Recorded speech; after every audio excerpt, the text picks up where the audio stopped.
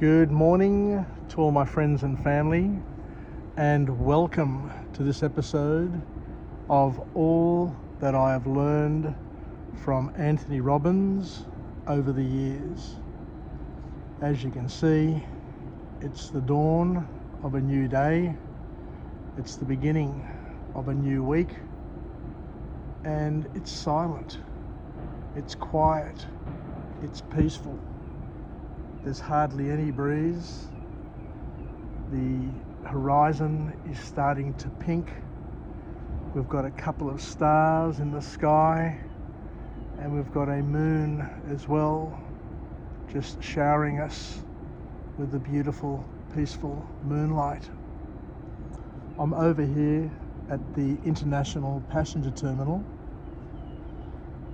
and what I'd like to do is kick off the day with episode number 14 of 50 of this series that I've put together in tribute to Tony Robbins, and basically capturing and celebrating all the wonderful things that I've learned over the years, courtesy of Tony Robbins, his programs, his books, his tapes and interviews, and all of the things that he has basically fathered.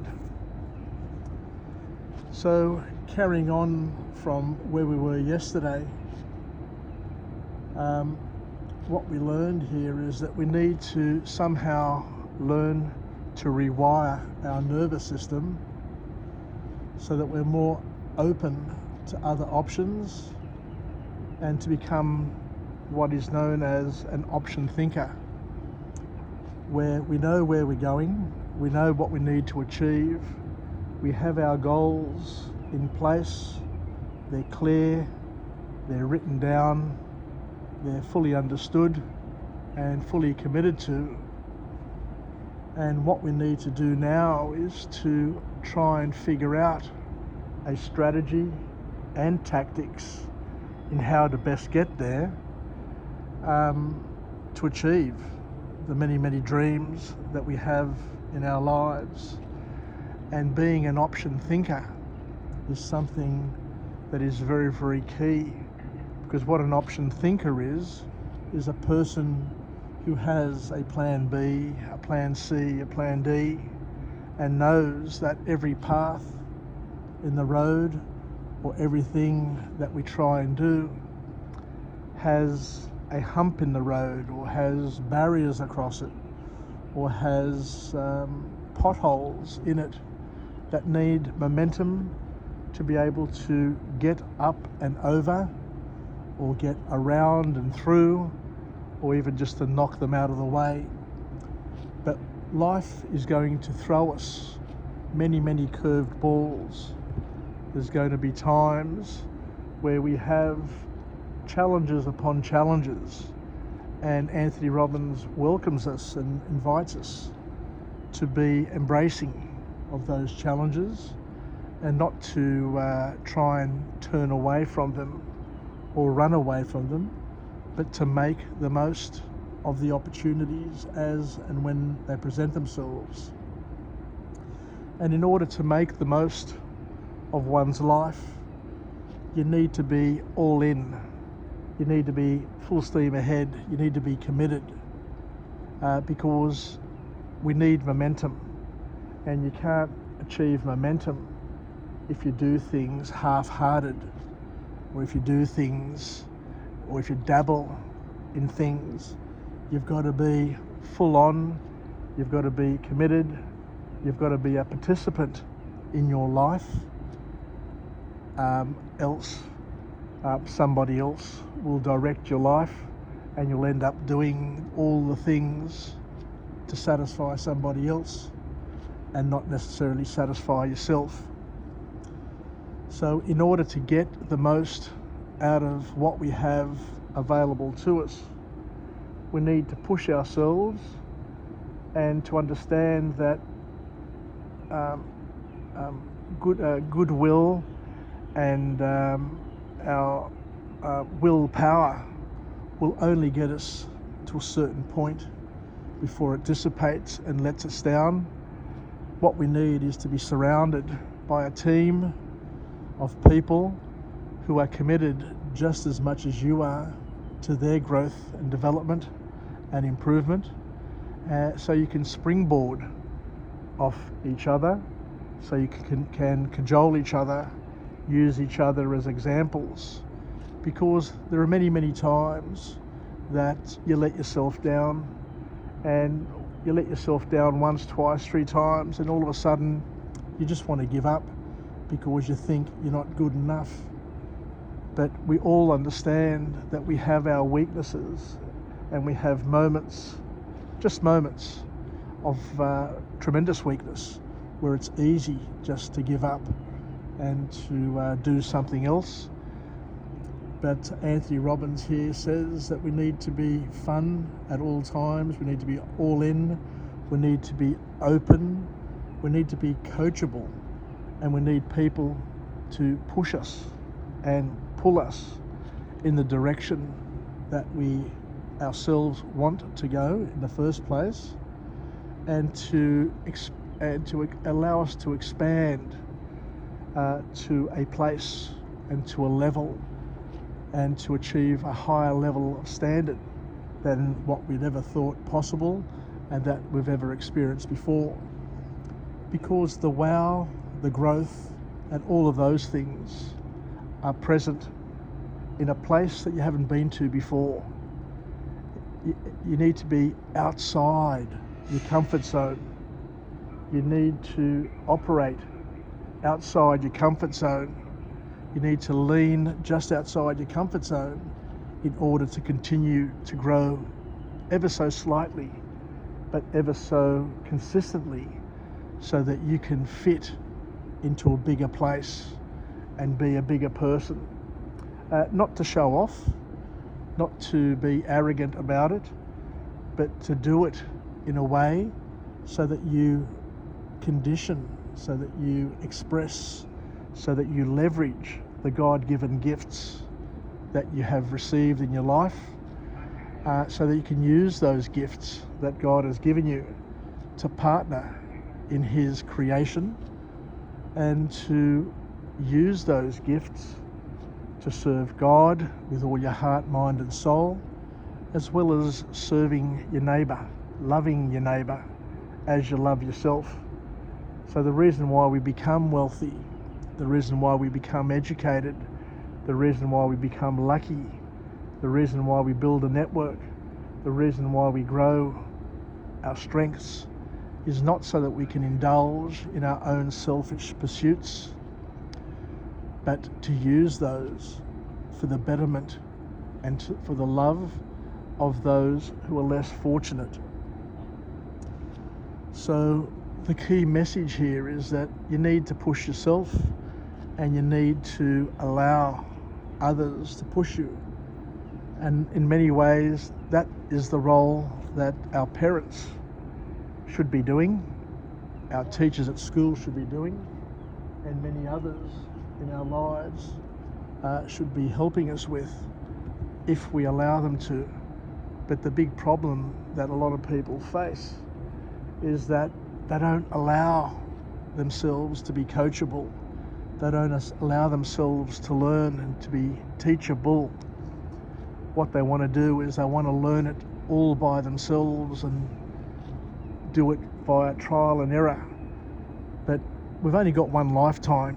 If you were to live 1,000 lifetimes, by all means, indulge in trial and error, because you've got plenty of time. But because we've only got 10, or a little bit better at best, and most people's lives are less than that, what we need to appreciate and understand is that things are not always as easy as what we think they are, and we need the help of others. We need people to model, we need people to coach us, we need people to teach us the life hacks, the many life hacks that are available, so that we can be best positioned to do what we need to do.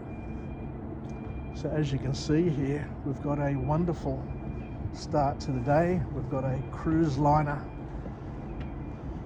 that is coming in to dock up here at the International Passenger Terminal. Doesn't happen every day, or it hasn't been happening over the past few weeks, and for that reason I've been able to enjoy coming down here and doing my vlogs without being interrupted. But what we can do is we can use this morning so that we can have it as an interesting backdrop, so that we can learn and have a good visual at the same time. What an absolutely perfect morning. I'll just do a 360 here. I'm just up here above the Key restaurant, and it's got to be the most beautiful vantage point in Sydney to be able to enjoy a sunrise and to watch the ferries coming back and forward and to watch the ships coming in as well. So we need to be coached, we need to be coachable, and we need to get people who can help us better position ourselves to take advantage of the things that we have in our world. And Tony Robbins makes a very, very good point where he says nothing in the world is new. And a lot of the biblical and the scriptures tell us the same thing. But what we need to understand is that it's all new to us. It's new to me because I haven't done it before. But you can, as we said before, find somebody to coach you. Find somebody who has done it before to take you under their wing and help you grow and develop. And one of the most important lessons that I got out of UPW this time round is the concept that we need to participate in our own rescue. I'll just be silent for a second just so that it can sink in. The powerful concept that in order to grow and develop and to be successful, we need to participate in our own rescue. How profound is that? Now, nobody's going to come and rescue you, or they'll try to rescue you, but you won't even realize that they're trying to rescue you. Tony Robbins made the point that people will try and rescue us, but we first need to realize that we need to be rescued. We need to realize and identify that we've got a problem that needs to be sorted, needs to be fixed. And in order to fix that problem, we need to participate in our own rescue. So this ship here is called the Pacific Adventure, a P&O cruise ship. Don't know where they've been, don't know how long they're going to be here, but it's just magnificent just to be here and just to hear it humming and slowly inching to this passenger terminal here, where in the next 5 or 10 minutes it will butt up to the wharf, and the passengers will be alighting and disembarking, and new passengers no doubt will be coming to join us. So participating in one's rescue is a key theme that comes from this, and we need to help ourselves first and to do whatever is needed to save ourselves. And once again, Tony Robbins uses the analogy of when you get into a plane and there's an emergency, the first thing that will happen is that the oxygen mask will drop down, and during the pre-flight instruction we are told that the important thing to do is to take the oxygen mask and first put it over your own face so that you can protect yourself and you can function properly. Because when you're protected and when you're functioning effectively and properly, then and only then will you be in a position to be able to do something to help others and to save others. So as we're saying here, we need to participate in our own rescue, which means that we need to follow instructions and to do the things that are going to deliver the biggest bang for the buck. I'll just head off down to the other end of the wharf here so I can get a better perspective of this ship coming in. So as we mentioned again and again, the reason why we improve ourselves should be, not saying it happens all the time, but the reason why we improve our station in life is so that we can improve the station in life of our family and friends. I've been fortunate to have worked with a number of Pacific Islanders here in Australia, and I am delighted to hear their stories and to understand and to hear from them how much they are family-oriented people,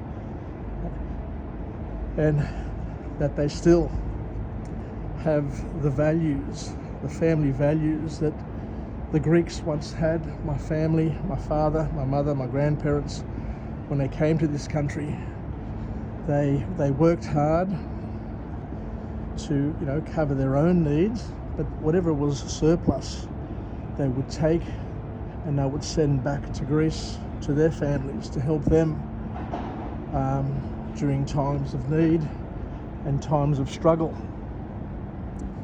So the Pacific Islanders that I know do similar sort of things. They work hard, they make good money, but they don't just blow that on themselves. They send that money back to their families, to their communities, so that they can all have a better life, rather than just the person who does the work have the better life. So there's a purpose. There's a purpose for hard work and a purpose for success. So the next thing that Anthony Robbins talks about is he takes people through a thing called his ultimate success formula. And the ultimate success formula here is basically focused on what you focus on. The ultimate success formula is something that basically indulges in visualizing what you want. And this is where Anthony Robbins says that it's important to look for what you want in life rather than to waste your life looking and describing and complaining about all the things you don't want. And they use an example, and I've heard this example time and time again as well. They use an example of motor vehicle accidents or motorbike accidents. And when I went for my motorcycle accident, when I went for my motorcycle license, I heard this as well, that when you're riding a motorcycle, always look to where you want to go, as opposed to looking for what you want to avoid or where you don't want to go, because where you look is where you head or where you go. So what we're saying here is that you need to focus on the things you want. You want to focus on the path that is open. You want to focus on the solutions and the opportunities rather than focus on the problems that you want to avoid. And the example they use here is that there is a highway or a stretch of road in America which is open, and there's hardly any trees there, hardly any poles, But most cars, when they have an accident, when the emergency services are called to an accident, they get there and in this wilderness, they see a car that has run into a pole or a tree when there's hardly any poles and hardly any trees around. And they ask the driver, what happened? Now you're driving along and all of a sudden you end up hitting a tree or a pole when there was so much gap, there was so much wilderness and available free space. What has happened? And he's just thrown the tie rope. And the driver says, well, the last thing I saw was the pole or the tree. So this is where Anthony Robbins reminds us that where you focus, what you focus on, that's where your energy goes as well.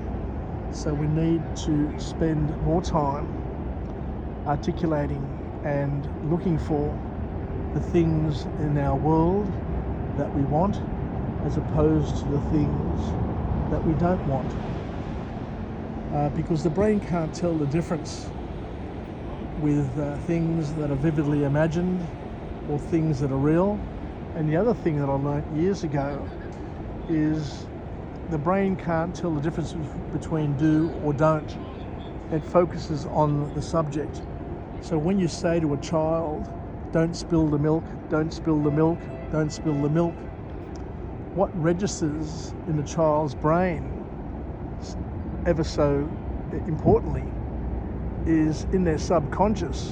What's registering there is the visualization of the spilt milk. And as we say, what you focus on is where your energy flows. And subconsciously, the child is invited to spill the milk, because all the brain is considering and thinking of and visualizing is the output of spilt milk. And what happens? The universe conspires to ensure that what you focus on is what manifests itself in a remarkable sort of way.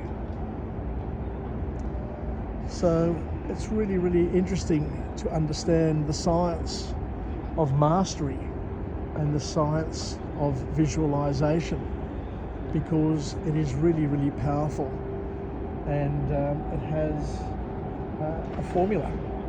And as Anthony Robbins calls it, the formula for success, the ultimate formula for success, has at its very, very basis the need for people to clearly and unambiguously visualize on what they want to achieve and what they want to do, rather than what they don't want to do. I'll just head down to the other end here so we can get a visual of the harbour bridge, just to keep it interesting, because it just got closed out over there, as you saw, with that cruise ship that just came in. I'll just stay here for a second. And I was down here the other night, and my sister-in-law absolutely loved this building here, a building that I hadn't really noticed myself. But when she saw it, she thought that the architecture of this building was quite spectacular and very interesting. So we've talked about where you focus and the importance of focusing. And then they talked about they gave an example. Anthony Robbins gives an example where he tells people to close their eyes and to use their own imagination, and to close your eyes and to visualize vividly in your mind's eye that you're at home.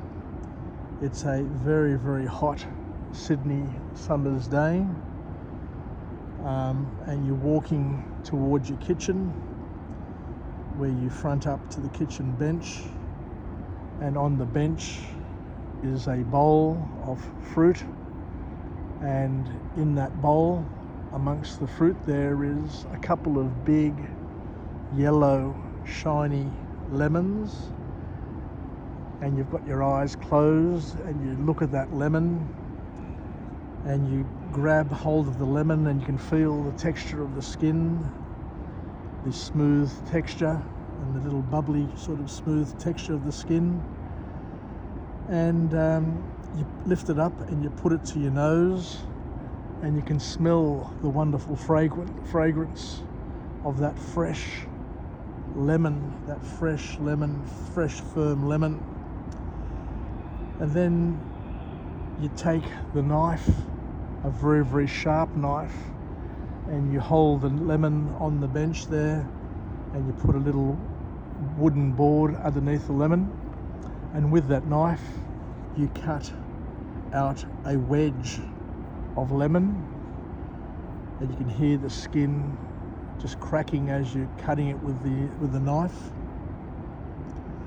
And you grab that little wedge and the juice starts flowing from the wedge of lemon, and then you lift it up and you put that wedge of lemon into your mouth while you've got your eyes closed, and you bite into the lemon and you feel the juice of the lemon just exploding into your mouth. And then Anthony Robbins tells everybody to open their eyes, and he says, "What did you feel?" And he goes around the room just randomly, and people say that I've salivated and I've got the taste of the lemon in my mouth and the sourness of the lemon in my mouth. And he just goes to remind us that the brain can't tell the difference between something that is vividly imagined and something that is real. And that there is an example. And he says to the audience, there's not a lemon in the room, bitches. It's something that you dreamt up. It's something that you thought about, and that thought alone, that focus thought alone, was able to stimulate your senses and recreate in your mind and in your reality something that wasn't there.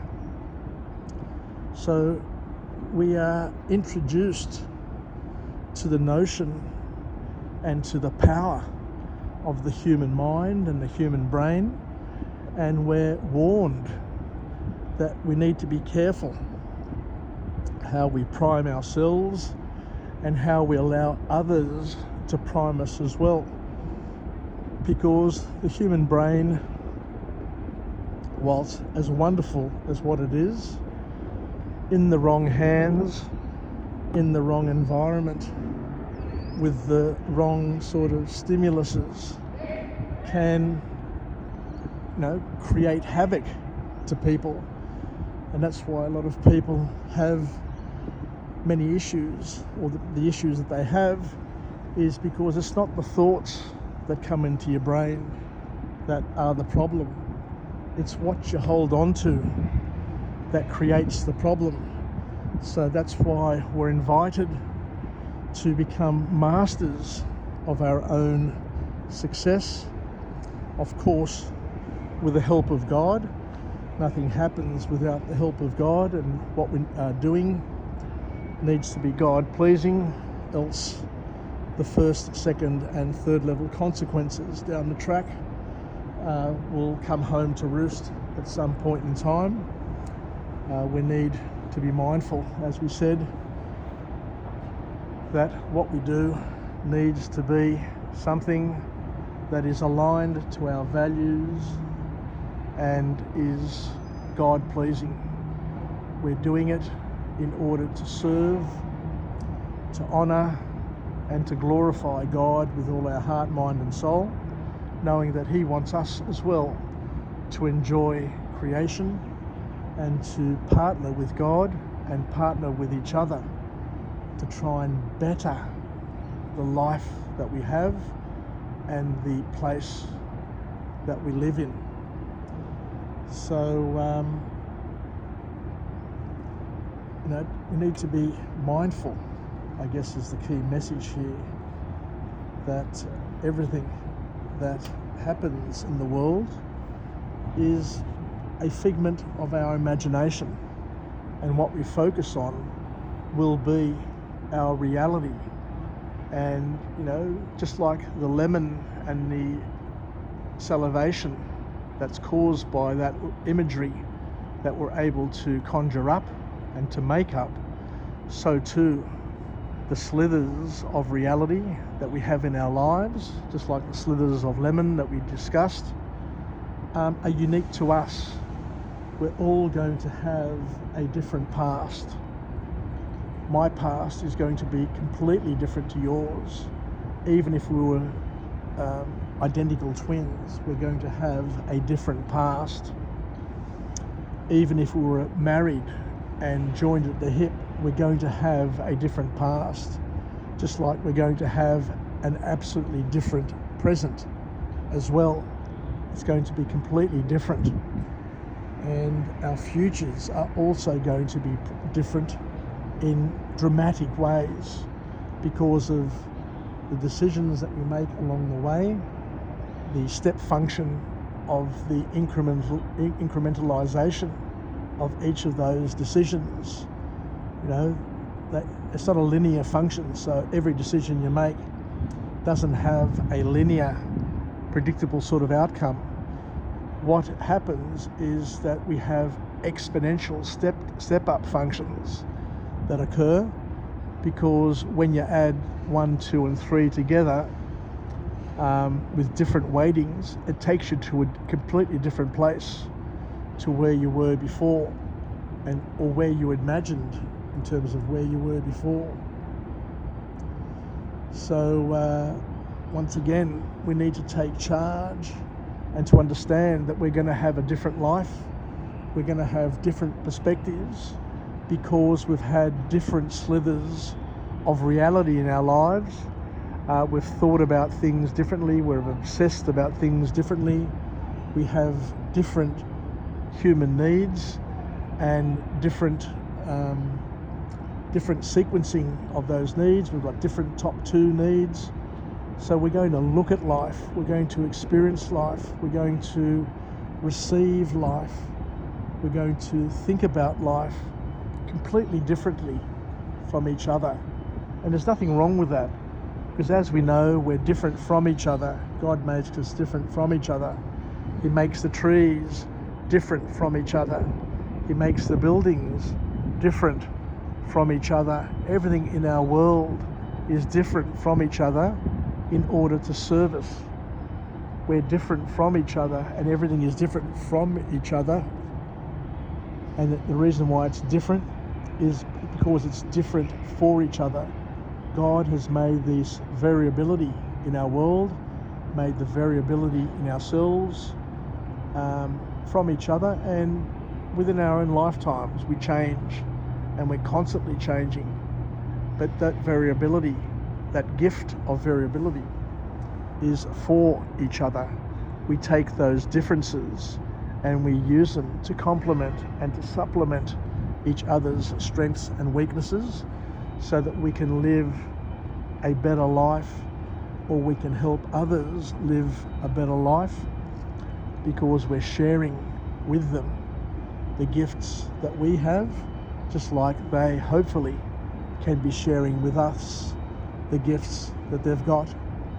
My spiritual father always gives a visual to me, and he says that the difference between heaven and hell, and they use a pot of food as the analogy, saying there are people sitting around this huge pot of wonderful, wonderful food.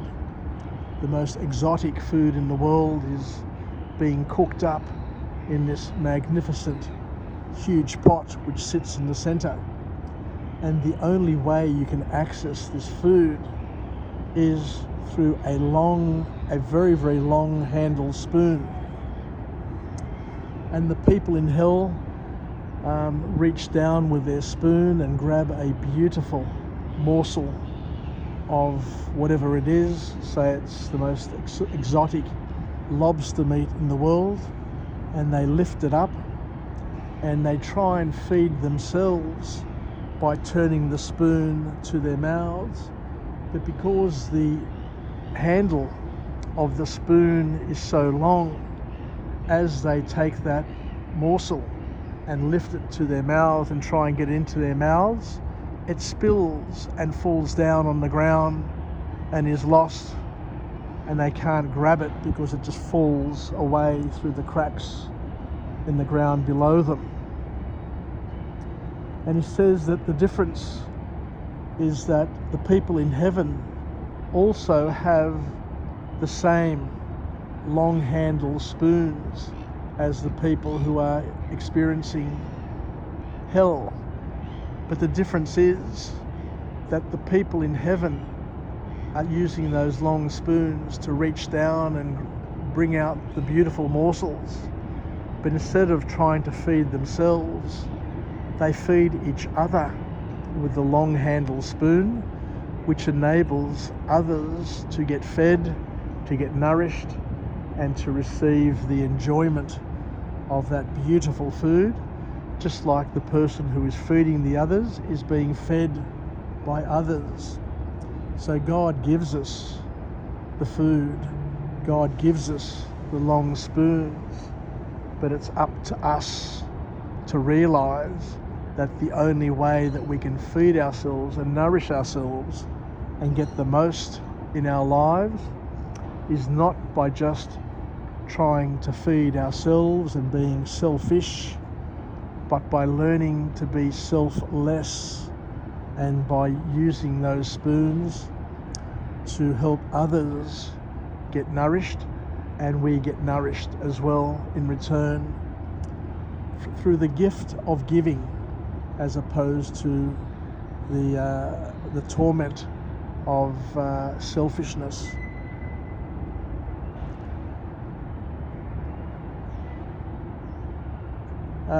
So I think I'll leave it there. Today's session was an absolute cracker. I know that as we go along, we're going to get better and better, and the best is always yet to come. We need to live our lives knowing that the best is yet to come, and all that we have experienced to date, all that we have learned to date, is to help us build the patterns and get ready to use those patterns when the opportunity arises. You don't know what's going to happen today. We don't know what's going to happen this week, on Sunday or on Saturday or over the weekend or on Friday. Nobody knew that Israel would be at war today with Palestine and Iran because of what happened over the weekend. Nobody's been to the future, as Tony Robbins says, but one thing for sure and for certain, the future is a pattern that will come and go.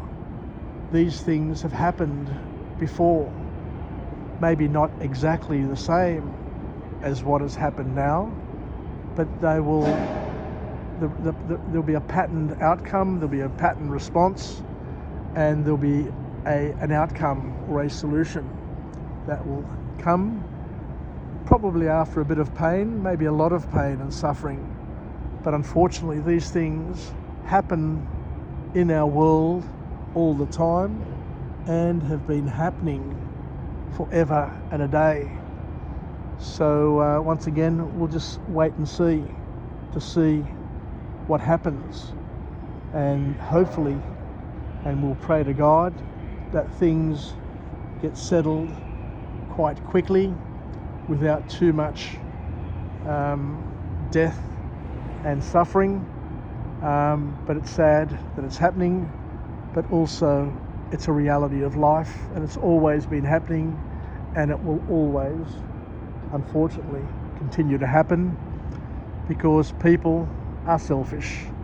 People don't respect other people's sovereignty, other people's right to live a quiet and peaceful life.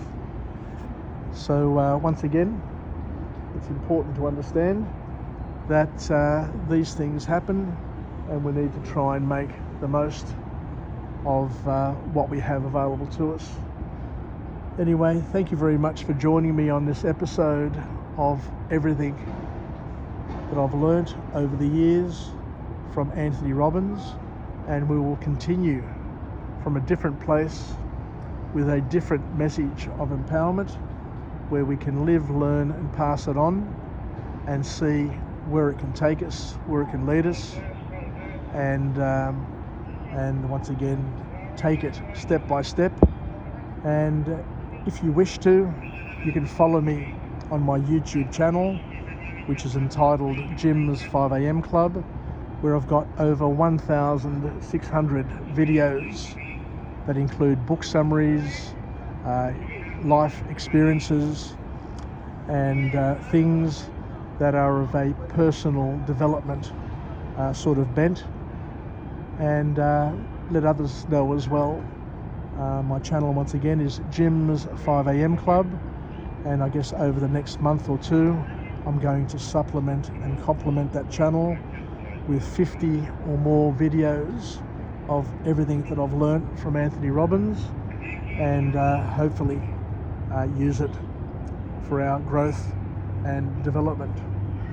Anyway, take care, have a wonderful day, and we'll chat again soon. Bye for now.